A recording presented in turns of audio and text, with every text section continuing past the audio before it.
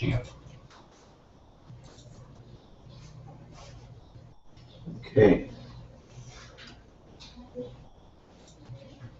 All right.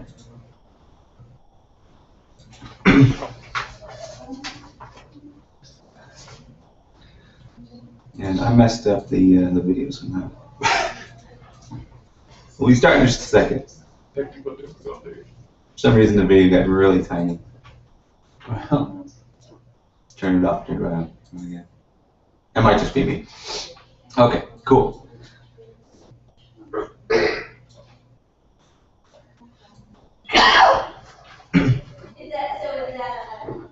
Hello and welcome to the Go Media Podcast.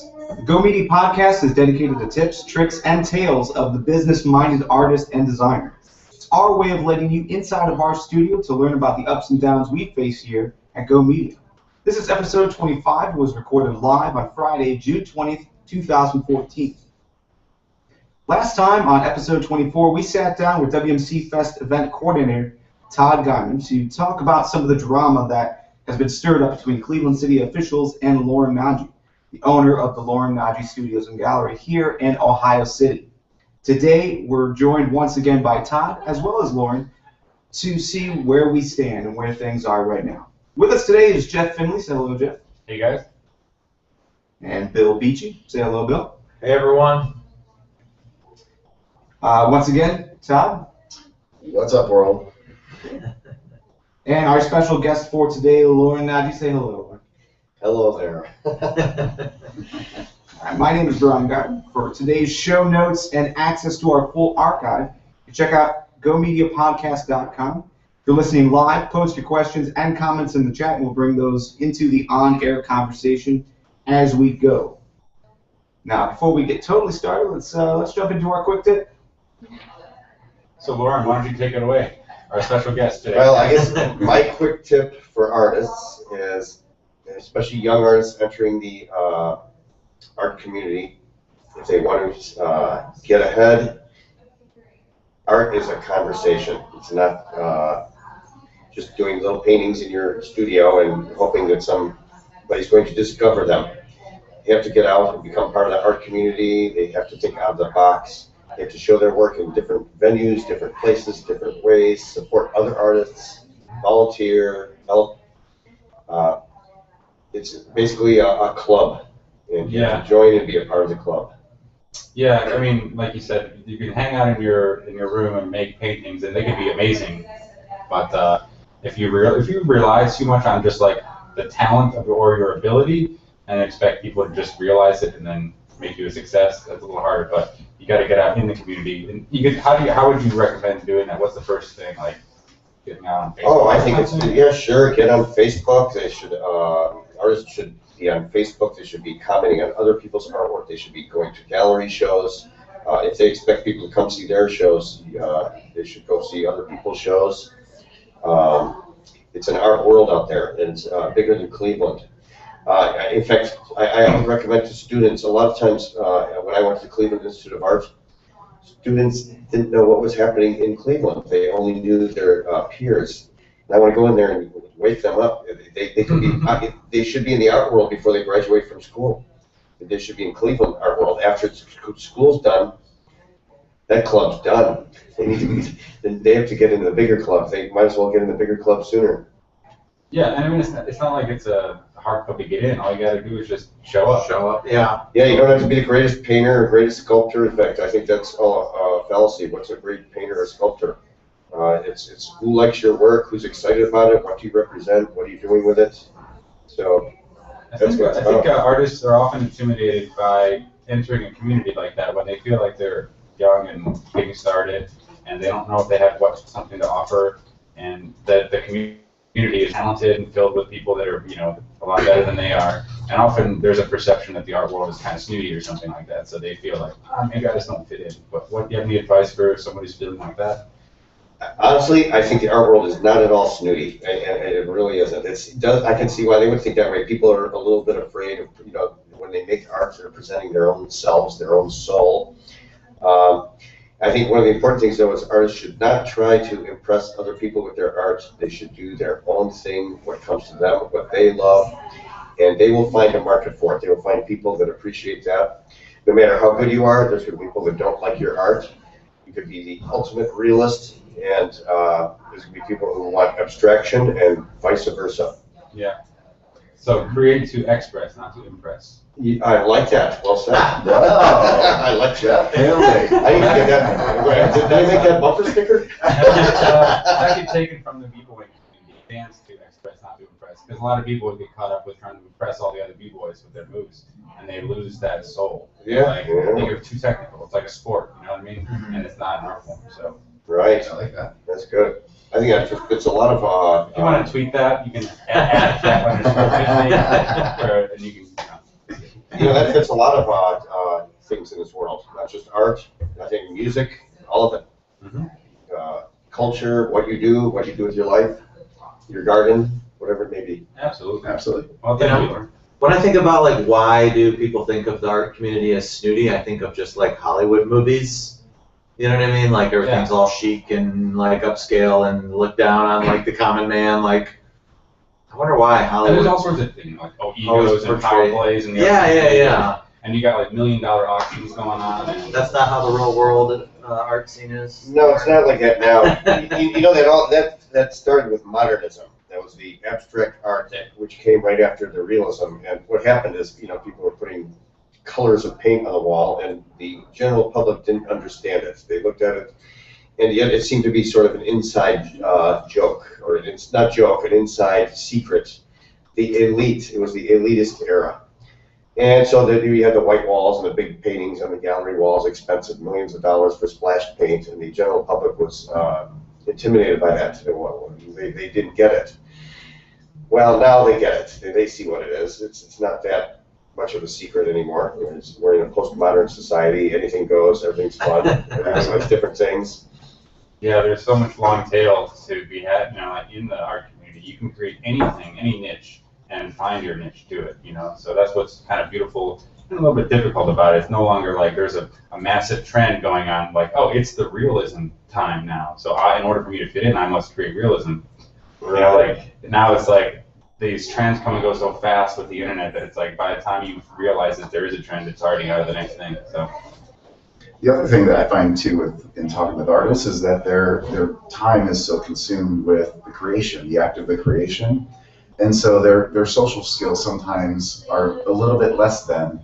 I found a lot of artists in their art, they're extroverted, but then when it comes to just being socially adept, they're a bit introverted because they're so involved in that and so focused in that creative process. So activating themselves into the community, beyond having that, oh, maybe I don't belong there kind of mentality. I think there's oftentimes a situation where, wow, I could be in my studio doing this thing where I love, or I could have to go out and interact with people. And I'd rather be in my studio creating because that's where I feel comfortable.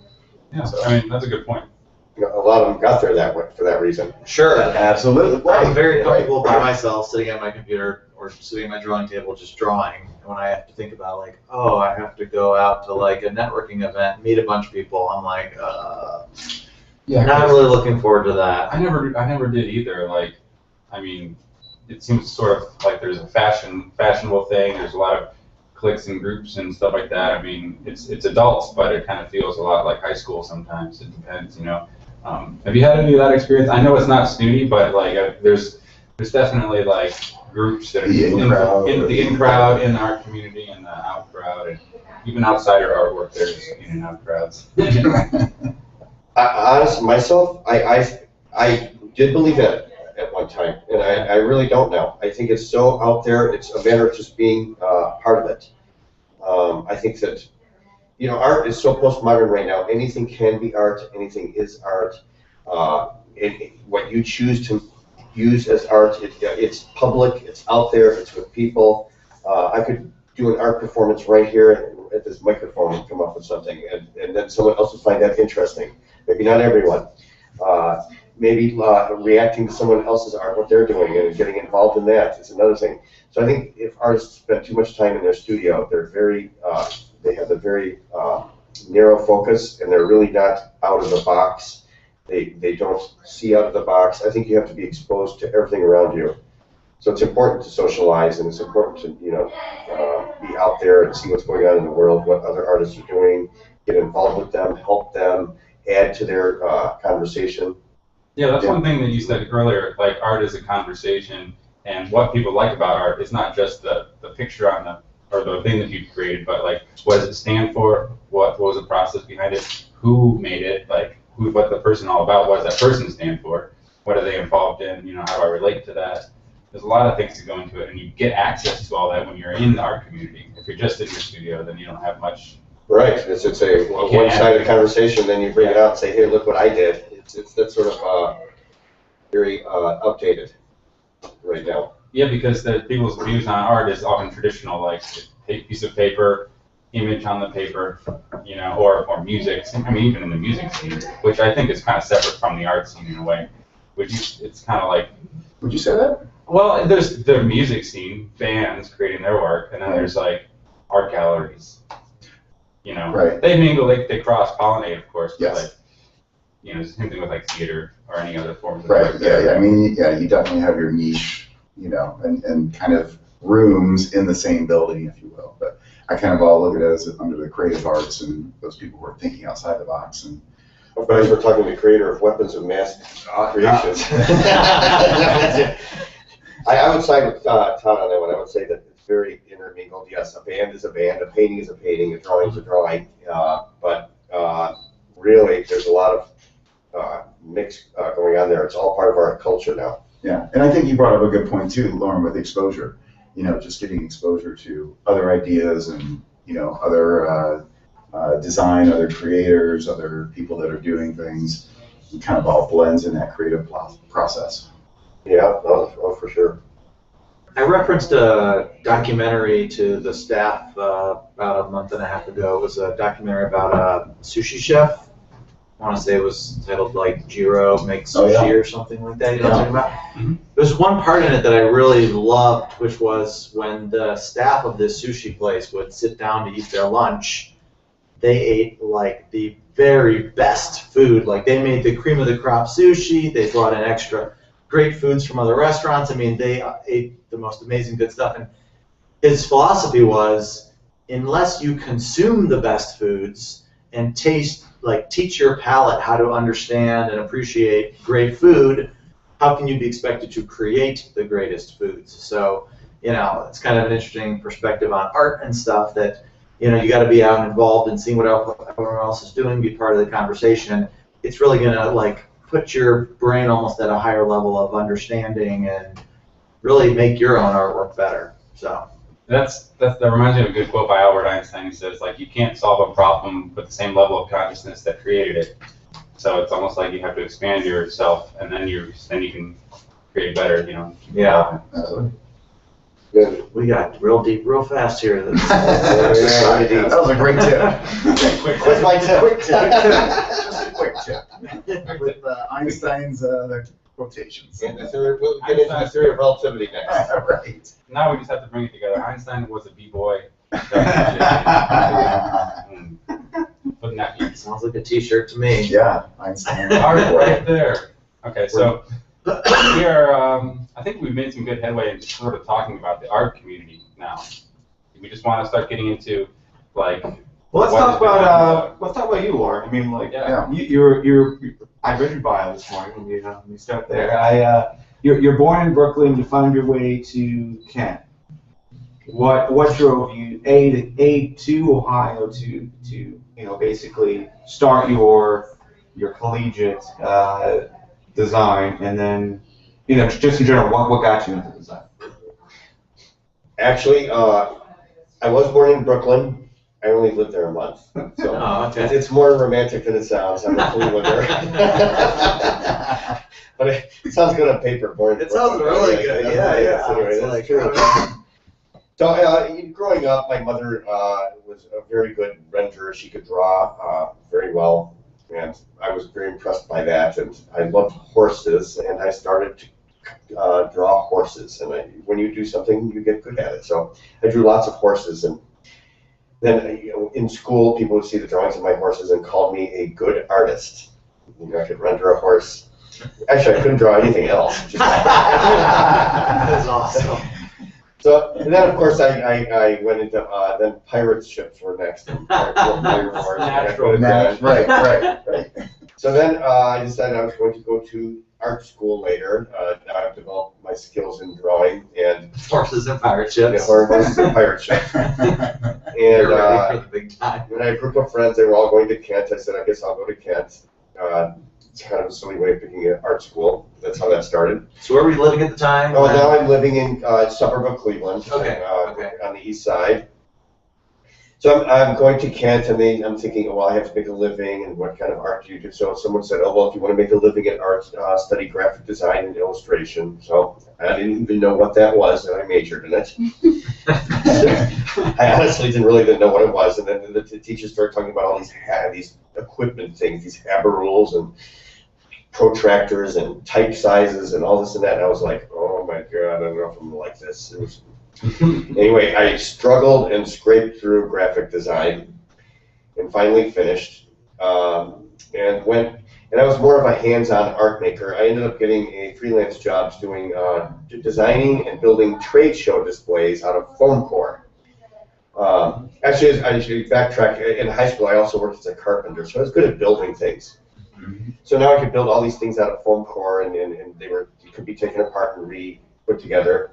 I ended up going to New York City, setting up these trade show displays in these big, Jacobs Javits Center, and then to LA and all these cities, and everything paid for. So I felt like the great successful freelance artist designing trade shows. Then through there, I went into sign painting and learned how to do hand lettering, which this was all before computers and printing. So I made money doing that, freelance sign painting. I loved it. It was a free life. And it's become real popular now. Yeah. Are you being sarcastic? No. Actually, sign painting. Hand-drawn lettering, sign painting. Oh yeah, my against a God. reaction against the computer problem. Yeah, it's a total back, and it's like so popular right now. Right. Oh yeah, everything has to come back for a different reason. Sure. If you look at the new WMC t-shirt design, that's exactly what it is. Yeah. Free lettering. So then I needed a space to do this, and I rented a space, which turned into me buying a building next door that was boarded up, and of course I had my carpentry skills. I remodeled this building. It became my first studio, and with this beautiful job I did, it became a gallery. Did I know anything about gallery? No. That would have been one of my quick tips, is do it. You don't have to know about it. You'll learn how to do it when you're doing it. So I became a gallery owner, and I showed artwork. Hardly sold anything, but I had great parties. And this was in Cleveland Heights. Then I went on my first trip to Europe. It was a painting trip. I started working with some people painting portraits and figures. I was studying that on the side, out of Kent State. I'm done with Kent now. I'm out of art school, learning to paint and draw. I started really realizing that I'm a fine artist, and graphic design stuff was not part of me. I went to Europe, did some painting with some friends, came back. When in Europe, I realized how close I was to Morocco. So I traveled to Morocco from there, and I bought all these kilns that I really love, these old rugs. Now in Europe, you're close to a lot of places. Why was Morocco a draw? Oh, I like I was Indiana Jones, the Raiders of the Lost Ark 3. Okay. So I wanted to go on adventure. It sounded interesting. So it's true. Morocco is just like Morocco. Morocco is right here, Africa. Let's be honest. 2-hour boat ride, Tangier, exactly. 2-hour boat ride with the goats. How incredible that experience was. I brought back these rugs, and then I sold them in my gallery, and I thought, oh my gosh, this is good. Then I said, I can do this and go other places. So this is, of course, before computers. I'd go to, at the time, Borders bookstore travel section and find the weirdest places I could go. I found, Papua New Guinea and all these odd culture places. And all I did was look, do they have something I could sell? And that's what I did. Then I go to the travel agency, which was in vogue then. They had travel agencies. And I go in there and show the lady, I said, I want to go here. Pointed on a map. And so they'd look and they were, scratching their head, well, how are we going to get them to this place? And anyway, so I go to a lot of Indonesia and all these islands and places where there's indigenous cultures. And I went to these places, stayed with the people, learned about them, ship all these things home. and great gallery shows. I call them expedition shows. Shows of my latest expedition. I wanted to wear the hat, but I didn't. The Raiders. I'm so jealous. This is this sounds like the coolest story ever. Man, you have wander the world. I had fun. It was travel the world, buy cool artifacts. I mean, I came back with these. They were from a place called Irian Jaya, which is half of the island of New Guinea. And there, the Dani tribe wore something called penis gourds. Penis gourds. They were 2 foot long, 3 foot long, hollow gourds that looked like huge carrots, and they wore them on their penises, and of course in the standing up position. Well, Did you get a chance to try one of these? Oh, I have when in Rome. Can I say right now, this is the best show ever? I'm really jumping the gun on this, but this is the best show. Yes, of course I have my own penis gourd in my studio now. Awesome. What if the 3 foot penis gourd is not long enough? Well, Was it always who had the biggest actually, gourd? I didn't have that problem, but 3 foot was plenty fine. But anyway, so I came back with all of these shows popular. People, my biggest mistake I made was not bringing back more penis gourds. So it's been sold like hotcakes. I paid about a quarter piece for them and sold them for $35 a piece. Ran out in an hour. I had 50 of them. Wow. Oh, I could fly back right now and go bring back those and probably make a living. So how did you ship this stuff back? I mean, did you have a giant crate and you just like carefully packed everything and just a giant crate showed up at your place? Yeah, exactly. Out of Bali. I went to an island called Bali where they did a lot of shipping because they import and export things a lot. Okay. I should say export. So Bali was easy. I would bring all these things, little airplanes and little 2-seater airplanes, and bring them to Bali and put them in big crates and ship them to my studio. I'd get home, make the postcard, and have the show. I'd show photographs. I'd show food of the culture. I would look up, not on the internet, in Borders, what kind of food did they eat? Your encyclopedia. Encyclopedia Britannica, exactly.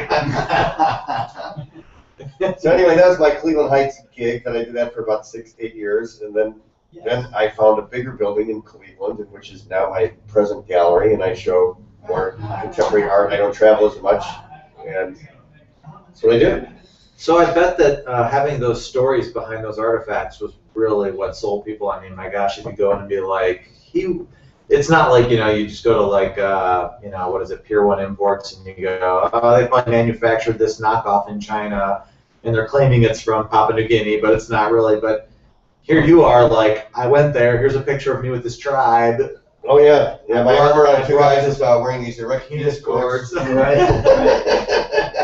I'm thinking a nice little stand on Edgewater Beach selling penis gourds might do well. I could do it, especially if I modeled one. Yes. Well, yeah, I just imagine Edgewater Beach with a whole bunch of people wearing their penis gourds. Yeah. Are they heavy or lightweight? They're very, very light.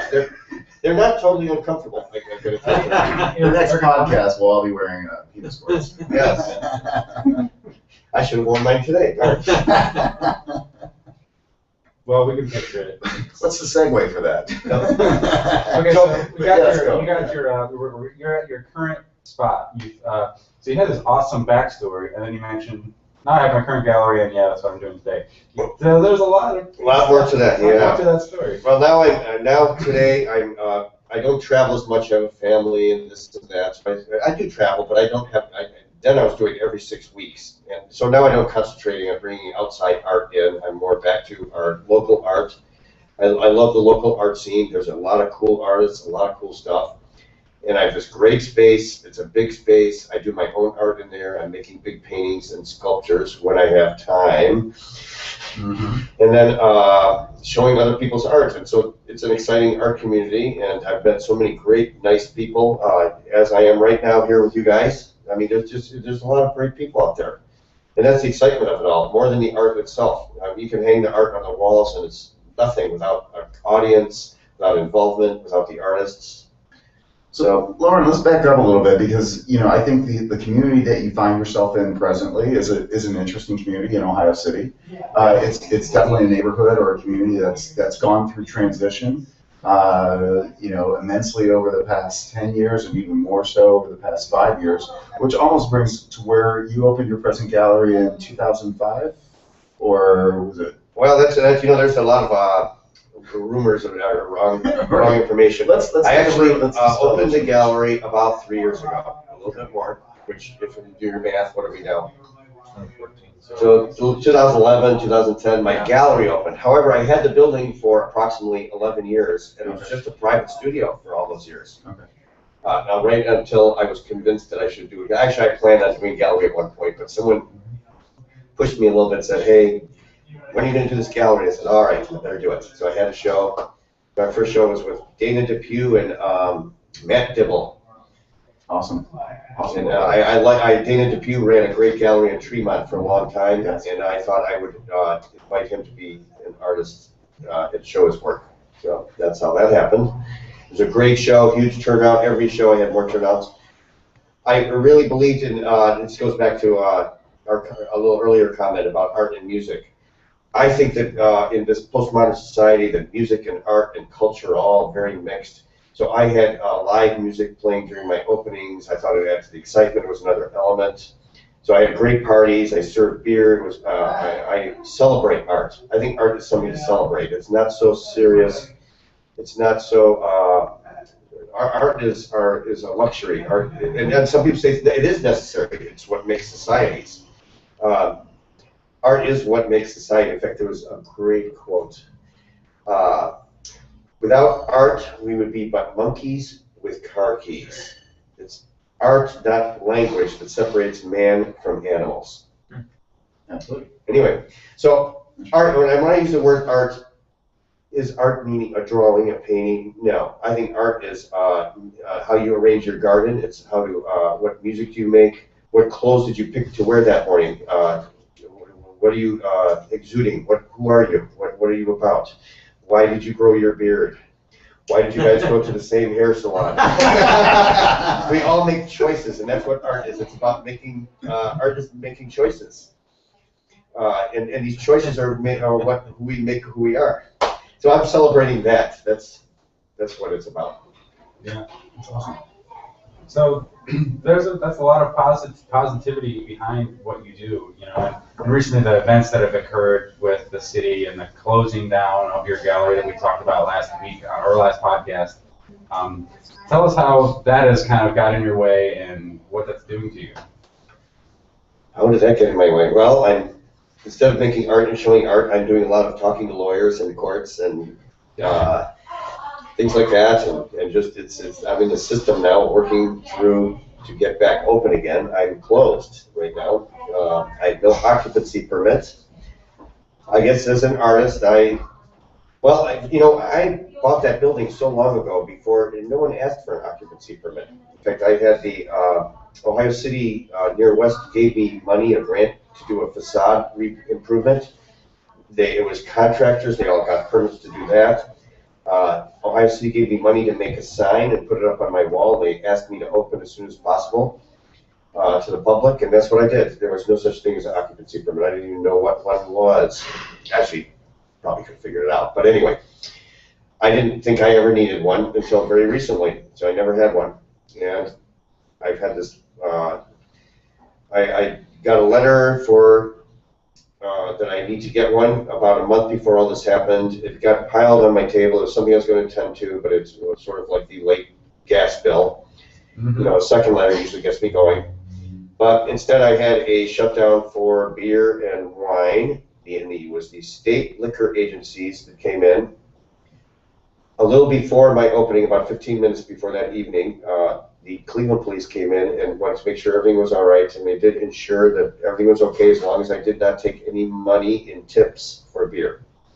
So I, at that point, realized that that's not legal, and I didn't do it. I even thought they might be back to check. So I made sure I wasn't taking any tips, and I didn't. And then the state liquor agency came in and took away about $500 or $600 worth of beer and wine. Asked everyone to dump their beer and wine out, and no photography was allowed, and they shut the thing down. Everyone waited outside until they confiscated the beer, and then everyone came in, and the event continued dry.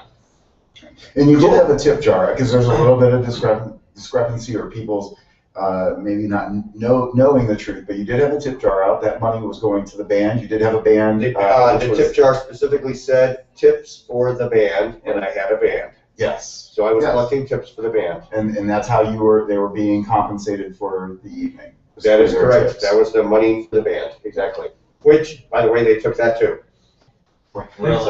They took the money that was for the band? Yes, yes.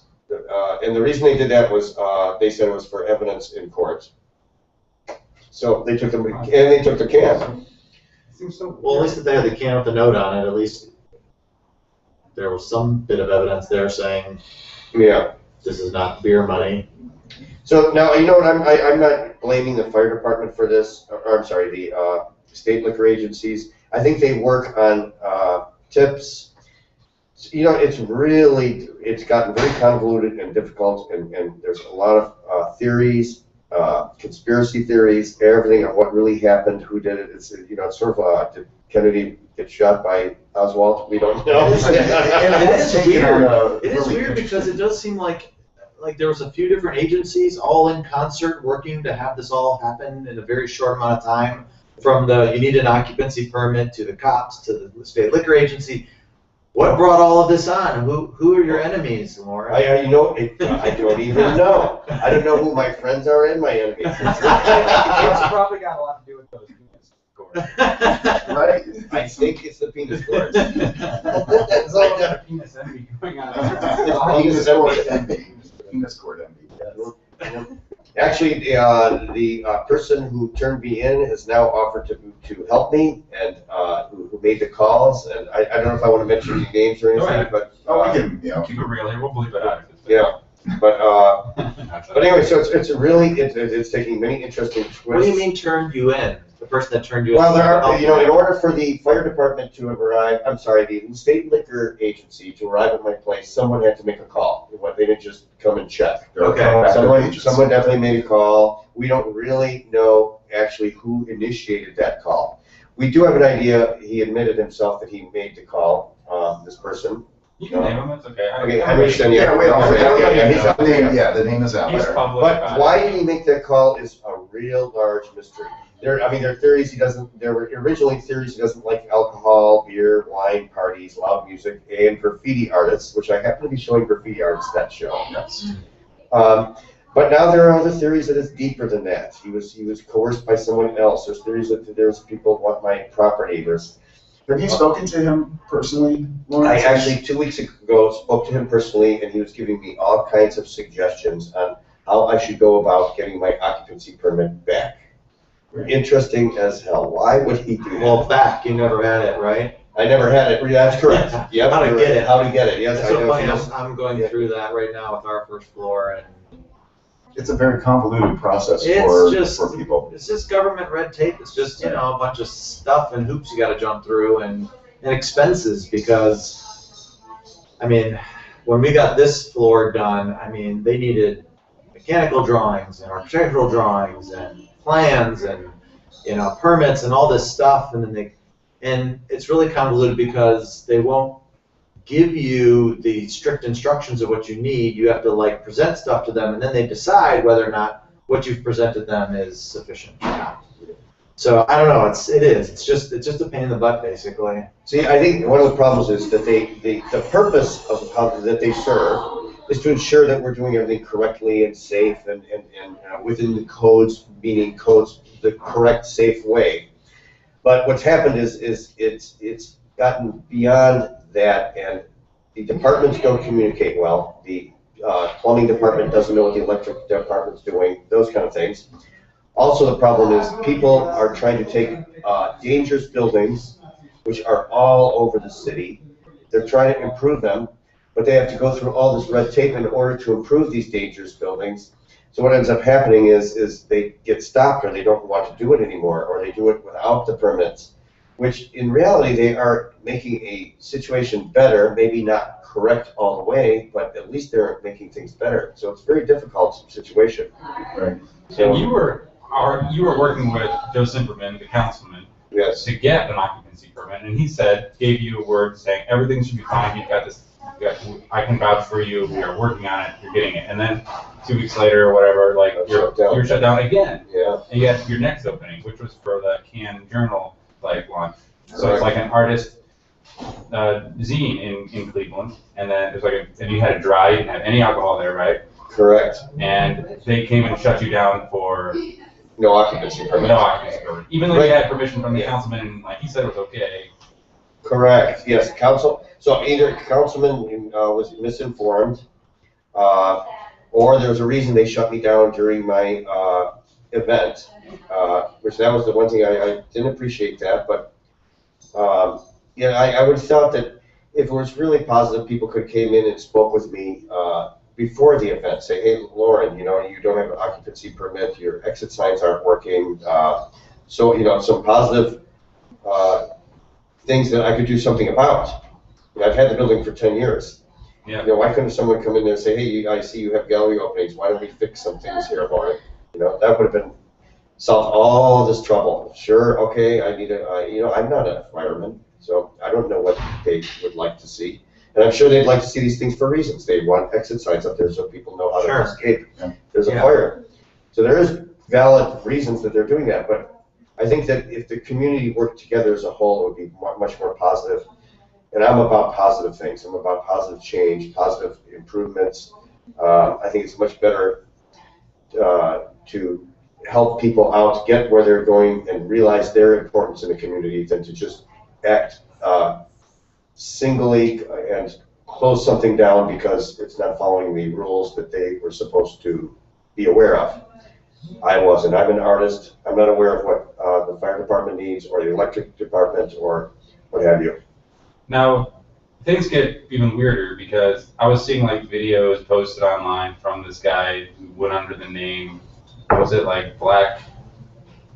What was his name? Oh, you're talking about Henry Sanyak, the person who videotaped the shutdown. No, it was not. It was colleagues or friends of his. Guy Templeton Black. Yes. Templeton Black. He's got a YouTube channel of him confronting politicians and, He's got some interesting videos. Look up Templeton Black on YouTube. Okay, so there was a video of like, he was across the street from your gallery and the fire department's there. He's like, you get him, and it was all like, he was all like, just neurotic and odd, and it was just like, what is this? Is this a movie? It's like, it's totally playing out like a bizarre conspiracy. Like, it's like these characters in this drama here. There are some characters in this. That's the vibe I've gotten from all the press, is that there's this weird conspiracy thing going on. What does that say? Reality is weirder than fiction? Yeah. Stranger. I have another quote. Stranger, yeah. Stranger than fiction. Mark Twain says, truth is stranger than fiction because fiction has to make sense. Right, I love it. That's good. That's real. I like that. You're like a quote master today. I just thought of it yesterday. It's good. So yeah, this guy Templeton. I know about him. In retrospect, he's a guy. He lives in Tremont. He lives right in the corner by St. Theodosia's Church. He's an activist. He has signs all over his house. I don't know what he's supporting or whatever. He's also for the homeless people. He's a homeless advocate. Yeah, he's very, yes. And he loves, he often brags about how the reason I know him is I used to be in that neighborhood a lot, and I've seen him a lot and talked to him before. I don't even think he knows that I'm the same guy that he knew a long time ago. He carries a gun. He has a, what is it called? License. Carry. Yeah, conceal and carry, and he's proud of that fact that he has a gun on him. He used to have a big Rottweiler dog that he's very proud of. It was his what do they call him? Service dog. Okay.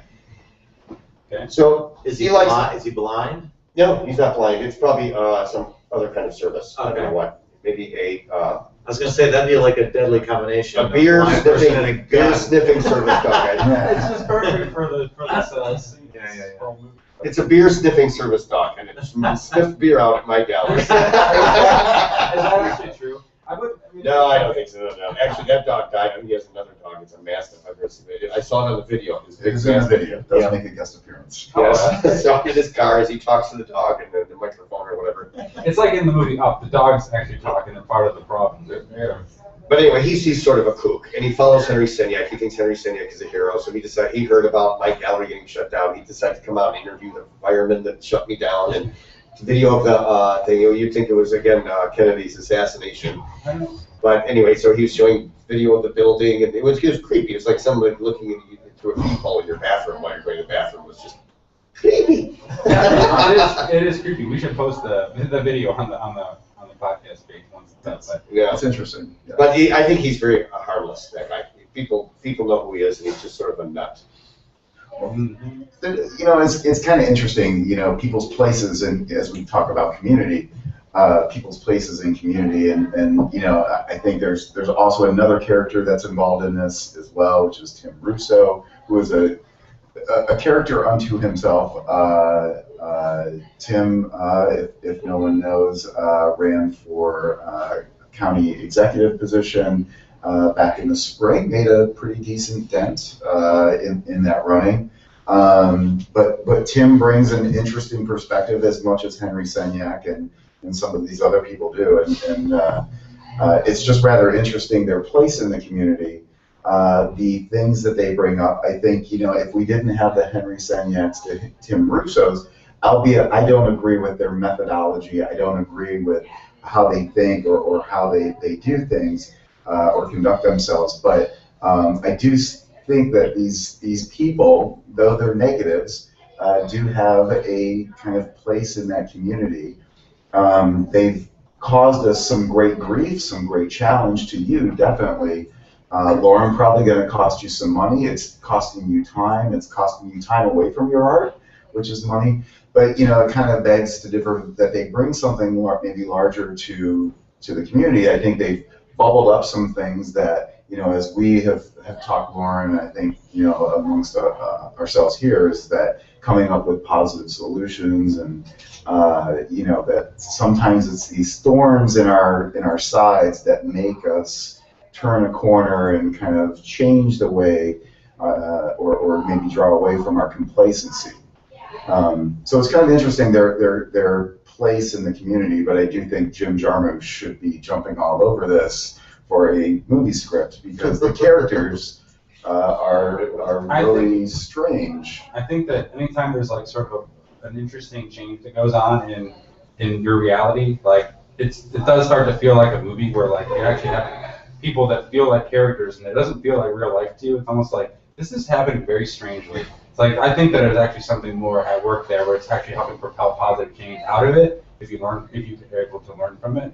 Like, for example, it's all these things are bubbling up at the surface. For example, that it's really hard for an artist to just do what he wants to do, you know, and be okay with that. Like, you know, there's all this red tape, like you said. Like, you don't know what the fire department needs. There's no one there to help you identify what it is. And I think that's one of the primary things that we're trying to get out of this, is having some person in the city that understands artists and helps them, guide them through all the city, like, red tape, so they can be legit and, you know, safe and all the things they need up to code. That might be one of the positives coming out of all of this. And then sort of also a resurgence of the art, because it's a common enemy for everyone to sort of stand against. Whatever this is, it's kind of abstract. There's some players or whatever, but like, it brings people together through these types of moments. You know, like, you've probably seen a resurgence in lots of Facebook activity for sure. Absolutely, I yeah, I think, you know, for all the negatives, I think that there's some great positives that'll come out of this, and the strengthening of the creative community here in Cleveland is definitely happening. I think that, you know, over the past 24 months, there's been a lot of things that have happened, you know, in Cleveland, and there's been some votes and some policies and some things that the government, the local government has done that hasn't been agreeable to the creative class. So I think what you're seeing now is, you know, we're rallying behind you, Loren. We're kind of, Loren is our Alamo, if you will. You know, things were wrong before, but again, we were kind of, you know, ingrained in this complacency, and you know, what has happened with Loren has raised a larger battle cry. And I think you know, said one thing that, I mean, I'm personally, that's my sword that I'm carrying. I believe the city needs to have an arts advocate instilled into the city. That would be great. because it is, even as an event planner, we come back to processes and forms, and Bill, as you as a building owner, maneuvering through these procedures, and Loren as an artist and trying to do creative projects in the city and in the community. It's a really difficult maze. Me as an event planner, if you want to go close a street down, if you want to do an event, in public space, there's a lot of processes and forms to be maneuvered through. And it's a really difficult process, and we're starting to see how this is affecting us in negative ways. So I think the next 24 months are going to be an interesting time, which leads us up to re-election. Frank Jackson can no longer run again. So I think he is towards the end of his term here. So I think we start to run up against the next 24 months are going to be very interesting, as the preceding 24 months has. And I think we're at an apex here right now. And like I said, Loren, you're kind of like our Alamo, if you will. How do you feel about that comparison? You're the Alamo. That's not a good ending for you, I don't think. No. But nobody remembered. No. Yeah, the Alamo did not. Well, depends which side you run. I kind of see it. I must get in my Zen position as I say this, but I think that it's how we were talking earlier about art being something you can't just do in your solo studio and be an artist. I think life is that way. The Earth, we have big storms, we have tornadoes, we have hurricanes. But it always, we see this devastation, and we have death, and we have all these things, but it's all part of the whole. And there's a lot of, it's all, you would never have a married couple saying, oh, we never fight. What they do is they learn from each other, they grow together, they have arguments, they have good times, they have bad times, they have difficulties, and that's, the Earth is that way. We have storms, bring rain, the rain brings plants that grow. So there's always these, people break up relationships, but by breaking up, they meet someone else new that helps them grow in that direction. So there's all this change and turmoil in life in general, and I think that this is a part of that, and a part of the art world has that, and if it didn't have that, it would be this boring little art world where people paint little pictures and put them on their walls. And I think that this is an excitement, a growth, a time for growth, it's time for realization. I think, like you mentioned, an art ambassador. I could never say that word. Advocate. Yeah, I'm really bad at that word. I can't say advocacy. I have to think it first before I. Well, we'll get together and practice. Yes, we will. Okay. But anyway, so I think that, this is all part of it. It happened. It's, when a storm happens. Yes. We're in a storm right now, and we're going to get through it somehow. I'm going to get through it. I'm alive. I'm healthy. I'm okay. So maybe the Alamo was a bad analogy. Can we speculate as to why it's so difficult to get up to code why is there so much red tape? How did it get that way? I have a broad view philosophy on government red tape, and it's basically something like this. Every time something bad happens, people want to legislate how to stop that bad thing from ever happening again. And when you start a small, if just a bunch of people went out on an island, you might start with no laws. And then a coconut falls on someone's head, and someone goes, hey, why don't we put a red tape around the ground, around the bottom of coconut trees to let everyone know, hey, coconuts fall here. Don't stand under here, right? And it just grows from there. Pretty soon, you've got books and books of things you should and shouldn't be doing, and they're all intended for good purposes, but at some point it just gets confusing, I think the thing, too, that integrates with that is technology has changed so greatly in the past 10 years as well, which has changed how we process things as well. And you can't change fast when you've got so much technology. It's changing so fast, and our laws are not keeping up, and the way we format and process those laws. And then there's also, rich, powerful people that write laws to create favorable situations for them financially, oh, I want to kill my competition, so we're going to come up with a rule that I know is going to make it really hard for them to do business. All that's worked somehow into the books, and it seems like there's also sort of a stifling of the creativity, with art programs and all that in schools, and it's it's almost like you have these nice little artists, but then like, you know, there's people out there that are making it really hard for them to just create when it's innocent. You know, it's almost like they don't want them to, or there's like a grain to ride against. You know, so do you think there's actually people who have a disinterest? They don't believe that art is like a real thing, or they, you know, it's like you're not helping us make money, you're not helping my cause. I don't like art or music. It's kind of a waste of time. I can imagine that there's some people with those interests in power that just kind of push for those things because their interests are different. You know, it's kind of like taste in a way. Like that's not my taste. I don't appreciate that. I don't believe that that's art. That's offensive to me. You know. Kind of funny. I heard a great quote once. We are all born artists. And then we were taught how to get rid of that. I would agree. That's the child is the most creative person possible because they have not seen examples of what can be done. If I asked someone who never saw a chair in their life to design something to sit on, it would probably look nothing like all the industrial designer chairs that people do that think 4 legs, a back, and a seat.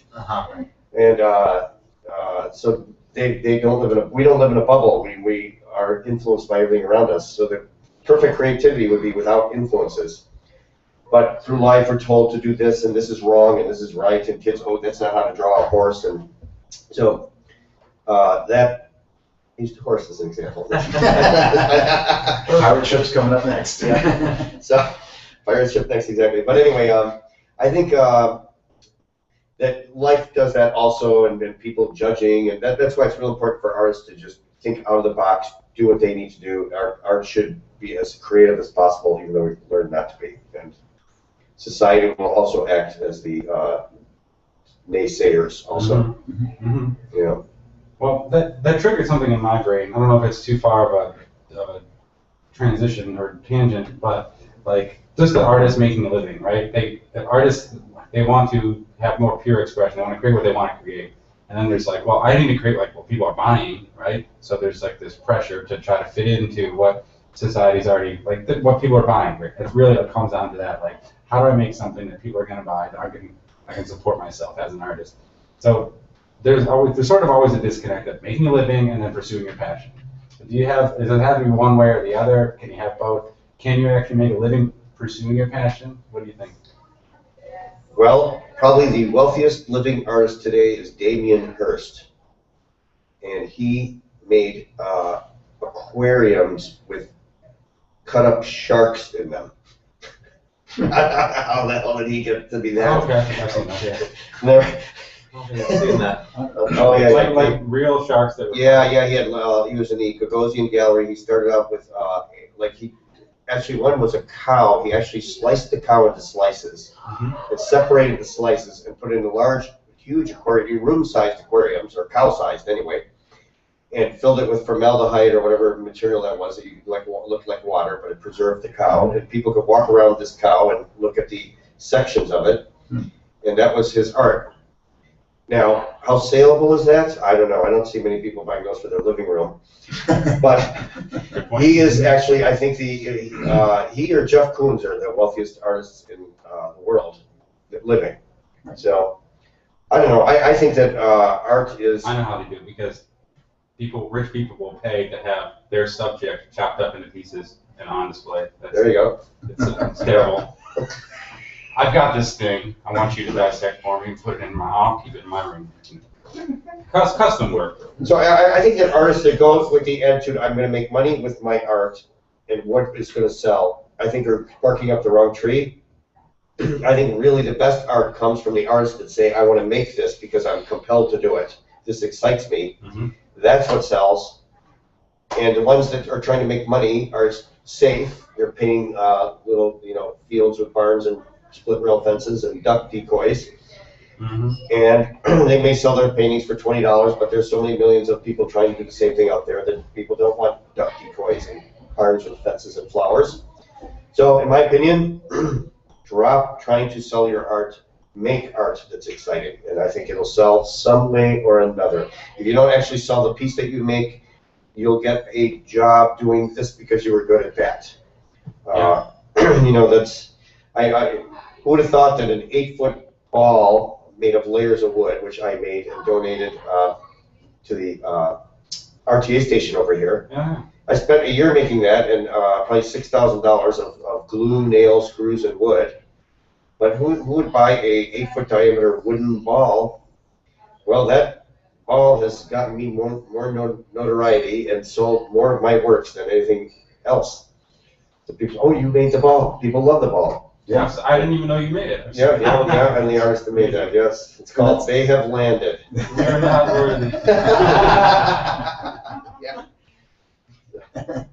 That's really interesting and relevant because I feel like it's relevant to the arsenal in a lot of ways. Like, you know, we've been creating products and then we're trying to create products that we think our customers want and we think they're going to sell well. So we're like, what is it that, you know, what problem can we try to solve? There's like a problem-solving mentality to creating art in a way, like we're creating products like this. Mm-hmm. So when you create art, you're not really solving anyone's problem. You're creating your own like creative expression in a way. And then like art itself doesn't solve a problem that someone says, I have a problem, I need a wooden ball. Like no one ever would say that, you know. But so we're in this interesting situation where I know that like if we buckled down and created what we wanted to create, it would probably not look like what we're selling right now in a way. It would be different. And Bill, what do you think about that? Like, I mean, I would make a distinction between art and commercial art or graphic design. Companies, customers have very specific needs they're willing to spend money on to have done, and there's designers out there, which are a good chunk of our customers that aren't just creating art. They need to execute on a design project for a business that has a specific need. They need a print ad, and they want to look and feel like this, and they need those resources in order to execute that. Yeah, I mean, it makes sense that if we're creating products for that customer base, that's what we would do. But I think while there is some overlap there, while there is some inspiration that goes back and forth between those fields, art for art's sake, I think, is a very different beast than commercial art, per se. You know, to argue a little bit Sure. with you, a gecko lizard representing a insurance company, Geico. Boy, that's as out of the box as it gets, and boy, was that successful. What do you think about that? I mean, that is graphic design, that is commercial art. But somebody, I think it was a real artist who said, boy, let's put a lizard as our logo. I mean, that was out of the box. I love that. I think it's amazing. And that was an artist saying, oh, I think this is cool. I think art this is cool. It solves a problem. It's like, wow, I love this. It's cool. And I think that's what makes good art, whether it be commercial or fine art. I think that it's that extra step that this is really cool. When I made that big ball, I said, boy, it would be cool to have a big, round, wooden 8-foot ball. I thought it was cool. There was nothing sophisticated about it, nothing that I needed to know about art history about it. It was just I think this is cool, I'm going to make it. And yeah, and I think too, when we're creating products for the arsenal, like our best-selling products were products that we believed in, that we thought were cool, and then we just had this gut instinct that our customers would think it's cool too. Yeah. You know, and it wasn't really reactionary. We didn't like look at our competitors to see what they were doing, and then we'd say we should just do that and then learn how to do it, you know, and then copy that, or just try to kind of come up with products that can just kind of keep the gears turning until we come up with the next inspired product. You know, but then what we did, we thought we were going to do that with Proof Lab, right? We had this amazing project management thing that helped run Go Media. So all of our projects went into this web-based service that we built for ourselves. And we're like, man, if we just like made this for other designers, like they would love it. It would sell like gangbusters. So we spent years developing what we thought was cool. And it was like this amazing, well, conceptually it was amazing, but like on the execution end, it took a long time and wasn't as amazing as we had wanted it to be. But by the time we put it out there, it was almost like we didn't have the round of applause that we thought, right? Not every project that you create that you think is cool is going to set the world by storm, you know. So it's like we're sort of, you have to validate first what people are interested in if you plan on selling it and making money off it. So there's like a weird thing. Like I intuitively, I went back to my desk and I was like, I'm going to make what I want to make, and then find an audience for it later. Like, you know, I could have some success at that too, but you know, then I'm like, realistically, I don't know if I can do that right now. Almost like we need cash. and gotta make some sure bets. Sort of a chicken and the egg. It is in a way too. Yeah. No. I'm interested to hear like your guys' thoughts on it. You know, I like having these conversations. Well, I mean, just in the whole realm of like making something cool that you love and, you know, making money. I mean, I love just making cool, fun things like, you know, for me, just hand-drawn illustration, comic book illustration, human anatomy illustration, like all that stuff is really what gets me going. Like I can still walk into a comic shop or jump online and see those original inked pages, and to me that is like the highest form of art. To me that just gets me excited. Like I just love seeing that. And then the business side of it, like I'd like to have a company and try and find, like, to me I'm trying to find the win-win.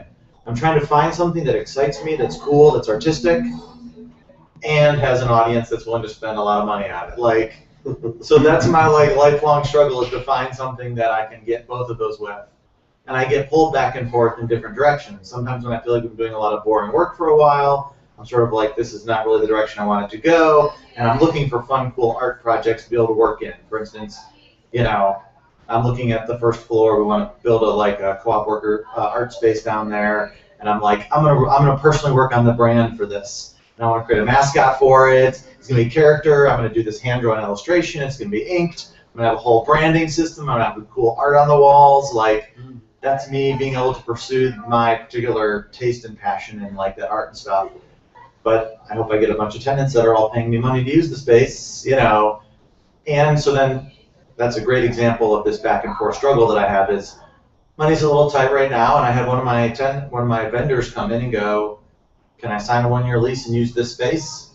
And part of my brain's like, well, no, I want to do this art project and get all these artists in here. Another part of my brain's like, well, I can't even afford to finish building out the space right now. What he'll pay me is going to cover that cost to finish building it out, and it's only 1 year.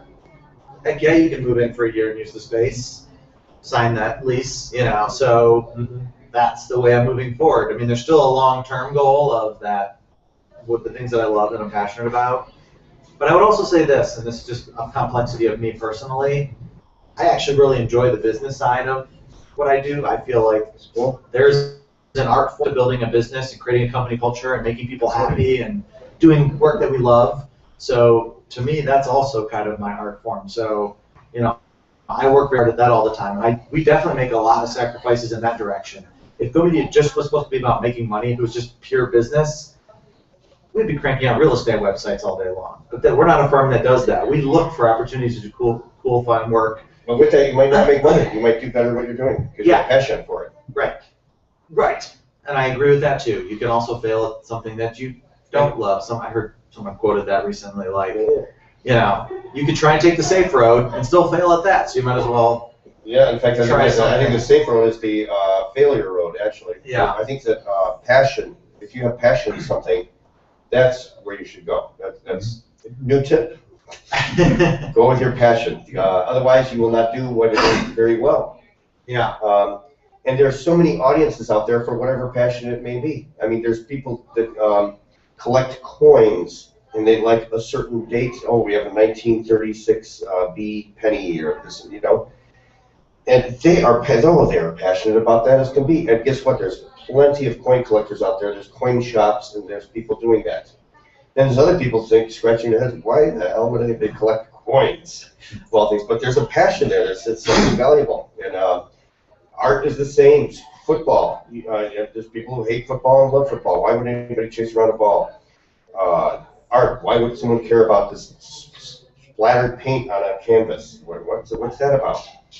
All human passions, and the people that make them should be passionate about what they're making, and there's an audience out there for it. That's what I feel. Absolutely. I heard Schwarzenegger say something about it. He's like, people ask me, like, lifting weights to make your body big, like, that's so strange. He's like, I look at, you know, people that drag race, they get in a car and see how fast they can drive straight in a line, you know. Yeah. He's like, that's strange, you know, like. I like that. Yeah. Yeah. I'm in a situation with the Arsenal where I feel like I've been racking my brain for years on how to like, because it started off really successful. Imagine opening a retail store, and you hit like it's a huge hit. Everyone seems to be talking about it. Everyone loves it, and then the buzz wears off, and then you have like some spikes along the way. But over time, after a 5-year trajectory, you see this hasn't been doing so good, and so you're feeling like you kind of feel like you're a creative person. You tried everything, and then what's like a way to get out of that? What's like I'm asking sort of on a personal level too for advice, but then also for the listeners too who are, kind of been doing something for a while and then like they tried everything and something just doesn't seem to be working. What's a way out or an unlock for that? My opinion would be if you had to got tired of the way your room was arranged and you moved the chair over here or the desk over there and it still doesn't really work that well, take all the furniture out of the room. Put it all back in a totally different way. Reinvent, explode, do something crazy. Risk is good. The thing I often find is walk away from it. Come back to it. Not saying to not pursue it, but I think sometimes perspective is a unique advantage, and sometimes I know when I've been frustrated with things or I just cannot seem to come up with that answer, walking away from it, clearing my mind, and trying to take in something else, to get away from that thing, and coming back to it. Oftentimes, you have a little bit of a different perspective, and you can kind of see through things through a different pair of eyes, if you will. Yeah, that reminded me of another quote I have to. Awesome. It's like rearranging the deck chairs on the Titanic. The ship is still sinking. Doesn't matter what you do with the layout or the stuff in it. You got to step back and realize that the ship is sinking, and then do something different, or get a new room. Like like maybe just need a new room, or move out for a little bit, and then you'd be like, oh, I appreciate so much what I had, and then you're able to kind of come after you've experienced the world. When you're out, you're able to bring new solutions to it or find new problems to solve while you're out in a way. It can change what you're stagnated state of being. So. Yeah, on the Titanic, you move to the next level up, maybe.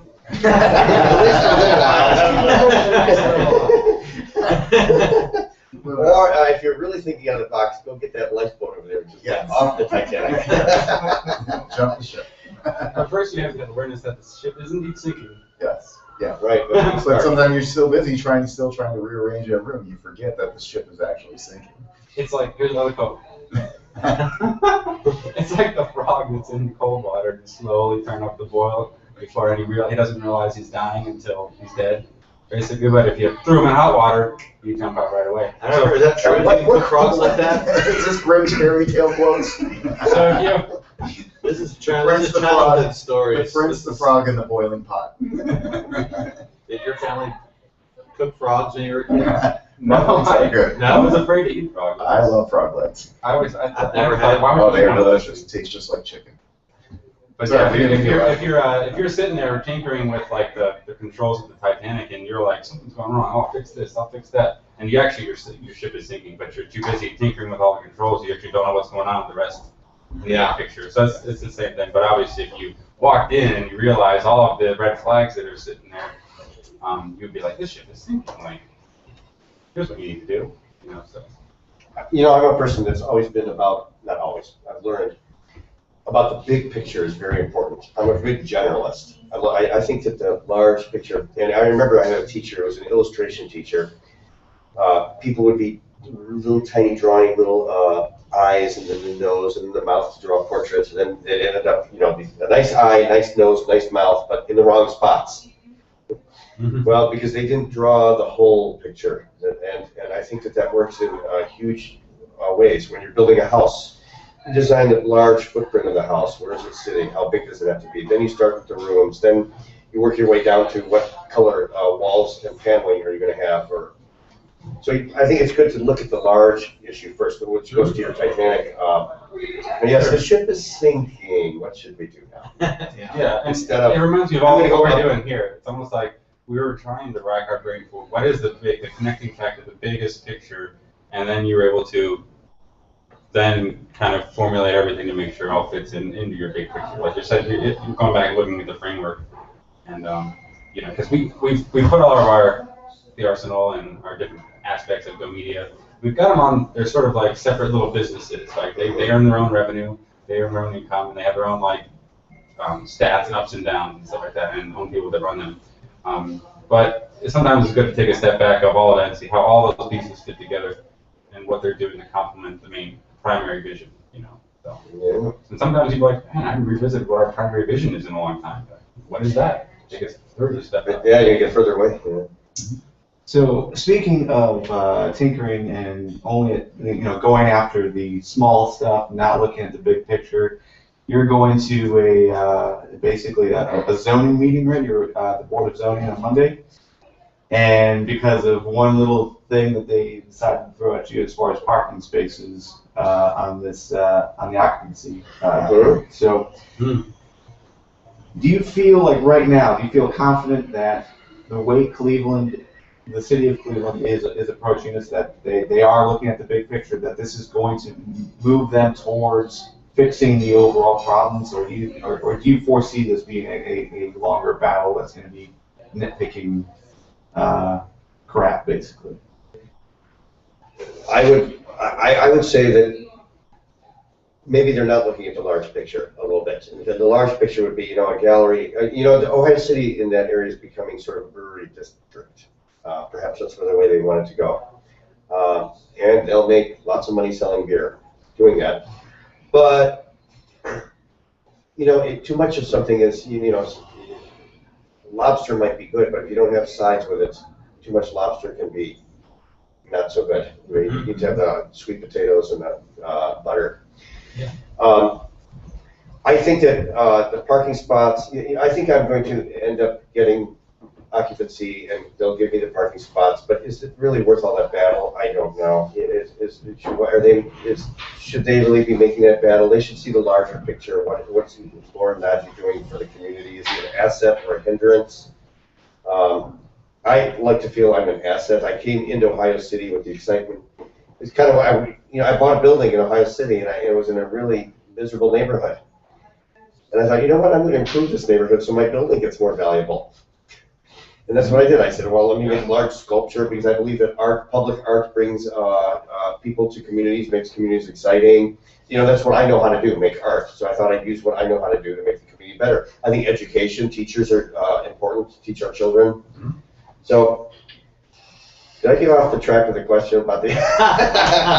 Seeing the big picture, right? No, I think you answered. I think you got through it and went right on to additional things. Yeah. Loren, just, because again, there's a lot of myth out there or legend.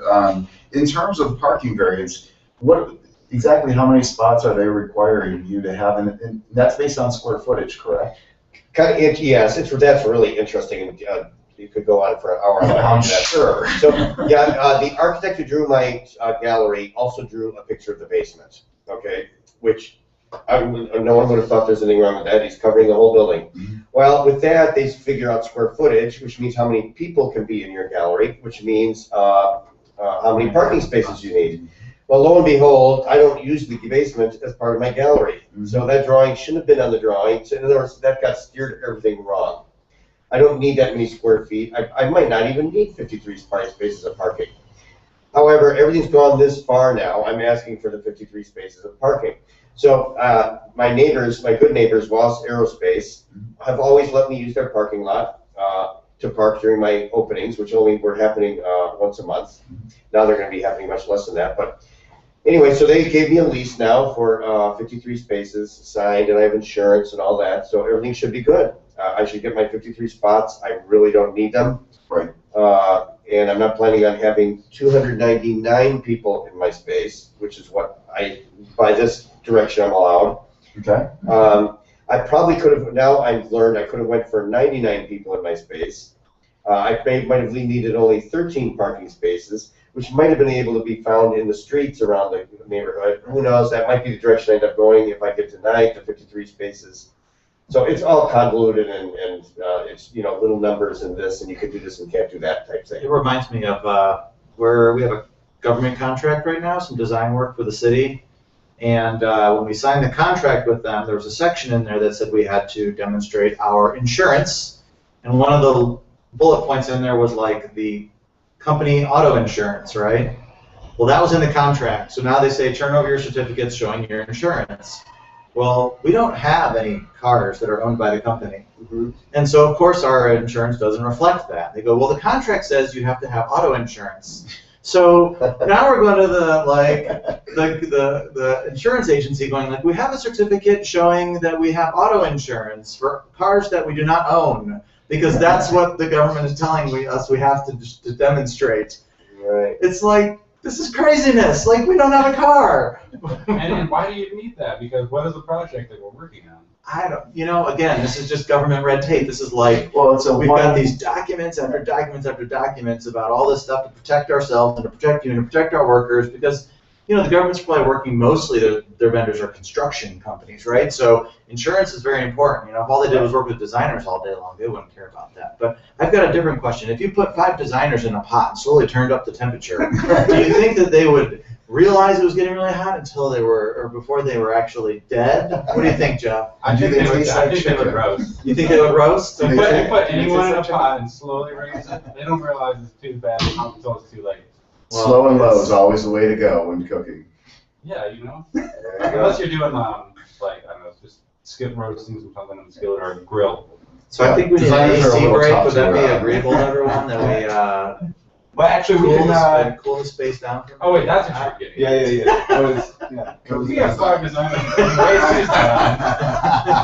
Well, At what point does you realize that actually, three of them have passed out from the heat? we can go ahead and close up. Okay, all right. We've gone the full limit of the show. We didn't take a break today. So, final thoughts or major takeaways? Well, just Follow your passion. Follow your passion. Don't work for the government. Just try to avoid it if you can. But play nice. Yeah, I like that. Play nice, peace, love, enjoy the earth, enjoy the world. We're here now. Let's have fun. Let's support each other in what we're doing. Help each other out. Do positive things. Yeah, flip those negatives into I think positives. that our city hall should do that. I'd like to do that. I'd like to do that with city hall. I'm going in court on Monday with a positive approach and attitude. I want to tell them that I want to comply. I want to make my place safe. I don't want any fires in my place, or I want the place to be safe. I want the fire department to be happy that I'm doing the right thing. That's what I'm after. Everybody happy, everybody having fun. Yeah. Make art, make love. Tweet that too. Do you have Twitter? And how can people reach you, Loren? Facebook. I have a Loren Naji Facebook page. I also have a gallery page, Loren Naji Studio Gallery. Excellent. Yep, 2 pages. Oh, actually, someone made one, the Zen of Naji. They made a page for me. I thought they made one like Loren Naji's balls. Is that what They did. And I asked them to remove that one. That was a Tim Russo. Are you serious? Yeah. Yeah. It's funny, haha, but I don't think it was real.